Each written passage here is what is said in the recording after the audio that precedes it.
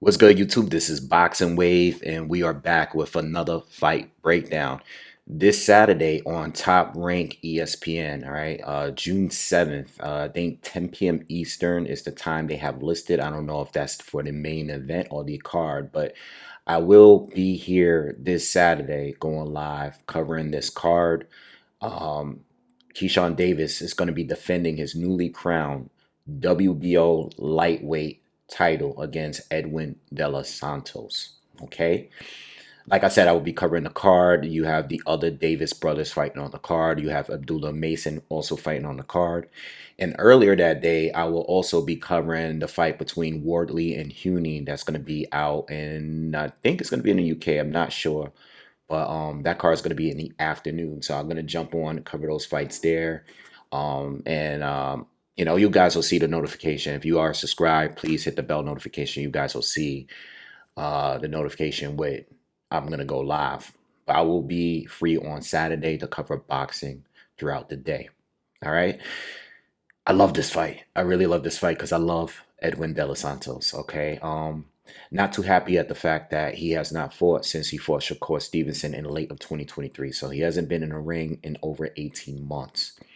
Okay, so he's gonna be a bit rusty. But I still love this fight because Keyshawn is a fighter that is becoming better with each and every fight, in my opinion. I am noticing the difference in his ability in each and every fight. And De Los Santos is the guy that I feel is the most dangerous opponent that is not a champion at 135.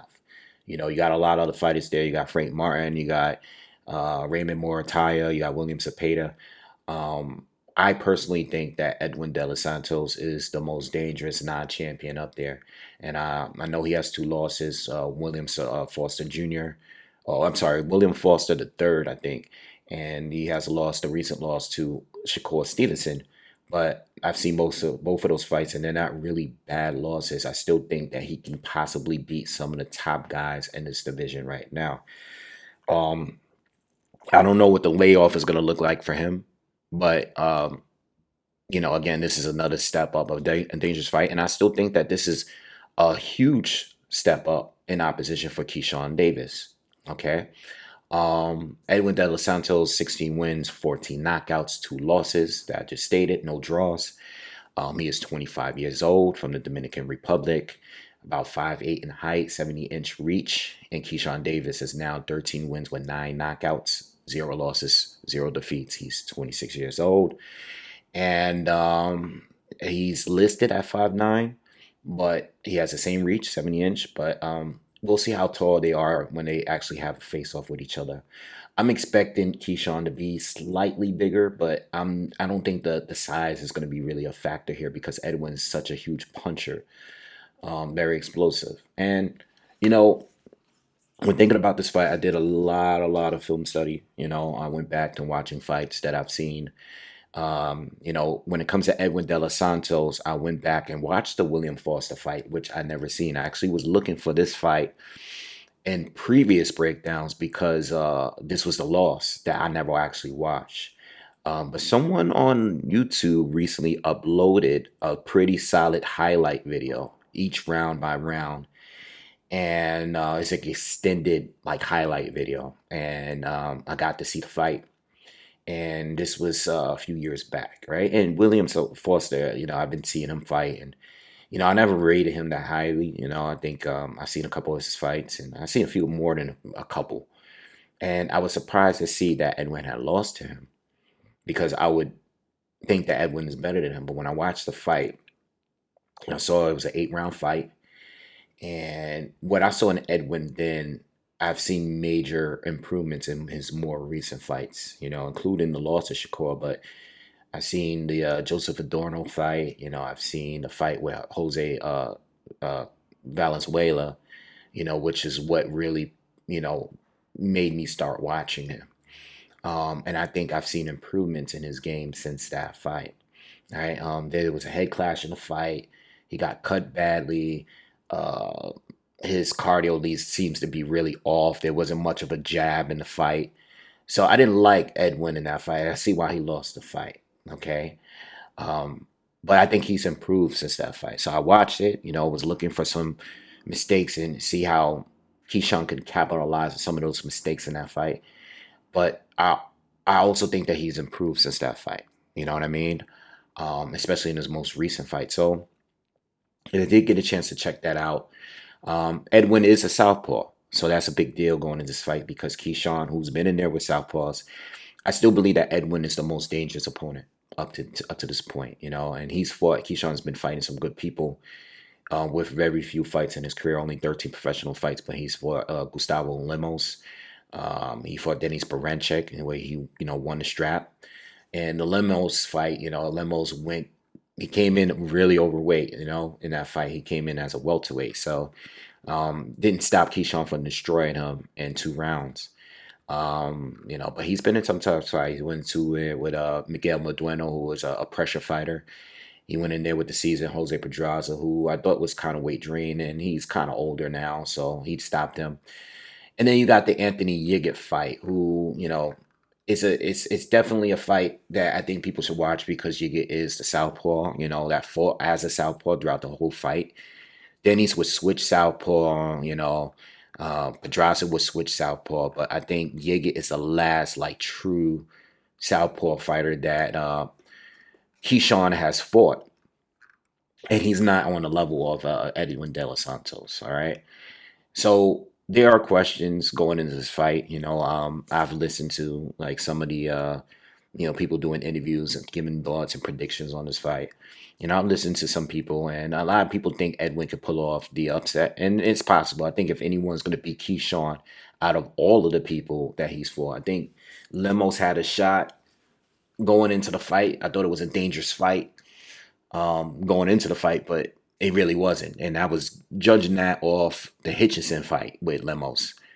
But Edwin, to me, is the most complete fighter that Keyshawn Davis has fought. And when I say that, I mean that because of the speed, the power, the explosiveness, the technique. I think he has it all. I think, he definitely has some flaws, especially defensively. But I still believe that he's the most dangerous fighter. And just like I thought he was the most dangerous fighter for Shakur Stevenson when they fought. I know Stevenson had been in there with champions and guys in different divisions that did a lot, but Edwin to me is still a secret in the game. You know what I mean? I think he's still a dangerous fighter, and I know he didn't look good against Shakur because he just couldn't hit him because Shakur is probably the best defender in all of boxing right now that's actively fighting. I think he's the best defensive fighter. Didn't make for a good stylistic matchup. I thought it was going to be a good fight, but I think this one's going to be better because Keyshawn, who is a good defender, is more willing to take risk. You know what I mean? I think he's more willing to try to get the knockout and be a little bit more aggressive than Shakur Stevenson. All right, so I think this is a great matchup, and I can't wait to see it. And I can see this fight going so many different ways because Keyshawn, who I believe is a better technician between the two, I think he's a better defender between the two. I think he, hasn't fought someone with the speed that Edwin has, being a southpaw, and the punching power, just the explosiveness, Um, Keyshawn, who I think is a really, really good defender, he likes to scrap too. He's a dog. He likes to fight, and so does Edwin. Because Edwin, to me, when I watch him, there's times where I think he's a really good boxer, but he fights like a brawler, like a wild man sometimes too. And I think that may be an issue for him in this fight. So when it comes to Edwin and it comes to Edwin fighting Keyshawn, I've seen improvements in Edwin's jab. It didn't really work for him in Shakur Stevenson fight because he would double the jab consistently, and Keyshawn, not Keyshawn, I'm sorry, Shakur would, step and hop straight back. Edwin uses his jab normally to set up the backhand, the left hand. You know what I mean? He would use it just to get in. He's not like stabbing, constantly stabbing to the body. He'll do it here and there, but he's usually just using it to get in range to connect with that left hand. Like how we used to see Manny Pacquiao do back in the day. Not completely comparing the two as far as skill, but he has a jab where it's just him trying to get in range to land that big left hand. He has good angles. He has a phenomenal right hook. All right, a check right hook, phenomenal hook. He's really good at throwing that and connecting. The time is on point when he's countering the guy that's coming forward. You'll see it a lot in the Joseph Adorno fight. You see him hurt Valenzuela in that fight, which he stopped him in like 3 rounds. He has a good sneaky uppercut too, that if you are, coming in with your head down, leaning forward, he might pop you with that shot. Also, he's a good combination puncher and he likes to go to the body as well. So he's a good counter puncher. He can brawl, you know what I mean? He got good angles, speed, explosiveness. He has all of that stuff, and he's quick and he moves pretty well as well. So he's a complete fighter, in my opinion. I think the defense is where his disadvantage is his defense, because sometimes when he's doing well, the better he does, he tends to admire his work. He taunts his opponents at times. Um, Sometimes I feel like when I watch him fight, the better he does, the more he sleeps on his own defense, and he'll fight in a high guard. He'll fight at points where his hands up. But there's a point where once he gets it going, you know what I mean? Once he starts letting his hands fly, he starts to just drop his hands and he's coming in with his chin up. And he's definitely there to get counter, especially because he likes to throw combinations. But the defense is that's where the defense is leaky, you know what I mean? And that's where I can see him getting caught in the flurry. It happened to him in Valenzuela fight, because he hurt Valenzuela and he was dishing off a lot of punches, and there came to a point where he got caught in the exchange and he got knocked down, but he took a knee. Now, did he get back up and destroy Valenzuela right after? Yes, he did. But Keyshawn is a different fighter, different level than Valenzuela. He's defensively responsible, you know what I mean? He's more of a technical fighter, And even though he has dog in him, Edwin has to be very, very careful there, when he's fighting a guy like Keyshawn, because Keyshawn will catch you. He's a very good counterpuncher. So I think the major flaw is just the defense and not keeping his hands up at time. He's good at slipping. He has great reflexes, and he does slip and counter a lot. He's good at that. But again, he's more offensive than defensive. And sometimes, like I said, he admires his work and then he likes to brawl at the same time, especially when you catch him with a good shot. It seems like when you catch him with a good shot, he just wants to come straight at you, you know. So mentally, I think that it could be a problem for him against a real technical fighter like Keyshawn Davis. Now, Keyshawn, speaking of technique, he's also more, well-rounded, but I think he's a little bit more polished in his jab. His jab is one of the best in the game, and after I'm realizing, like, as I'm watching film study, going back to the Yigit fight and dipping in between fights leading up to his most recent fight against Barenchik, Keyshawn he crafts his style based on the opponent with each and every fight. But one thing about him that I realized is his jab is becoming really, really elite out there, especially when he's consistently stabbed into the body. He's punching these guys to the body and literally pushing them all the way back. Like you can see the wind just getting sucked out of. So when I see Lemos get a stab jab to the body, or when I see Barenchik, or when I see, some of these other guys that he's fought, Pedraza, I was just watching a Pedraza fight and I was seeing him stab him. Pedraza just went, ooh, like his stab reminds me of, like, his stab jab is reminding me like Shakur Stevenson, like a Floyd Mayweather. It's really getting that powerful. Terrence Crawford too. So just coming out slow, using the jab, giving you a round or so to determine what you got.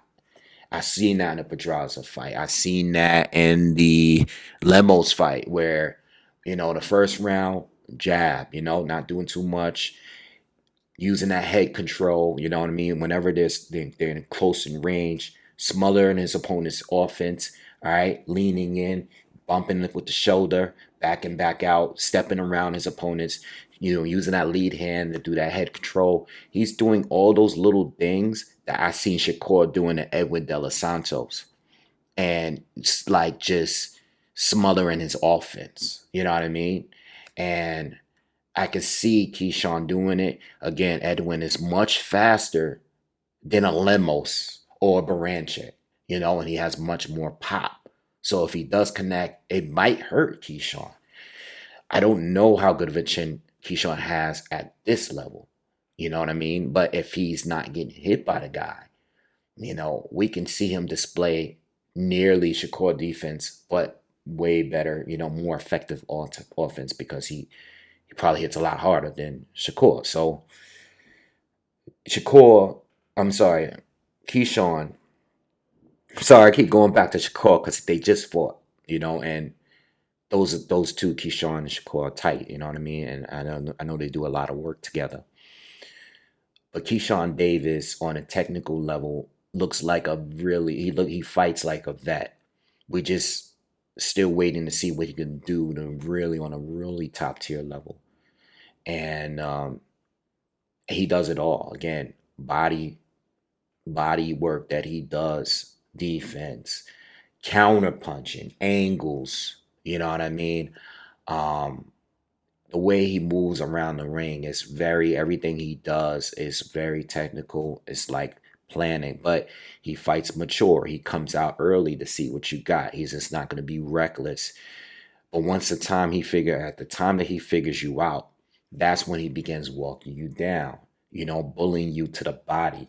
You know what I'm saying? And this is why I have him winning this fight.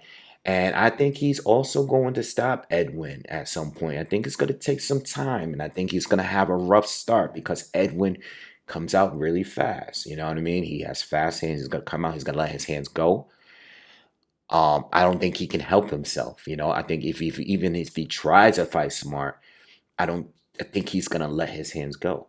And I think Keyshawn is going to just take a round or two to rely on the jab, be defensive, and just be patient, which Edwin lacks. I think he lacks patience. And I think at some point, Keyshawn is going to make every early punch count that he throw count, and then start really investing on the body and start walking Edwin down. And I think at some point, it's going to catch up to Edwin. I think Edwin is going to throw. I think he's going to start getting a little frustrated. He's going to get hit. He's going to start wanting to brawl. It's going to be similar to the Valenzuela fight. But Keyshawn is going to get out of the way of some of those punches, catch him with a shot, a hook in between. And I think Edwin is going to get hurt and go down. And I think Keyshawn is going to finish him off. I'm expecting the fight to stop like at least and past the halfway mark, past 6 rounds. I'm thinking 8, 9 rounds maybe. But I think Keyshawn is going to get the job done. I like Edwin, and I do think I don't know what the odds are. I didn't check, but I don't think picking Edwin to win is a bad pick at all because he has, again, he's right there beneath the champions in this division of mine. I think he's right there. So picking him is not a bad pick. But I'm picking Keyshawn to win this one. And I think Keyshawn can do it by stoppage. All right. Just because of the defense, Edwin gets a little too reckless. All right. So that's my breakdown. Please subscribe to the channel. All right. Again, I will be here Saturday, all day Saturday, covering the fights, both cards. And I'll see you guys then. All right. Y'all have a good one. Please smash the thumbs up. And I'll see you guys soon. Peace.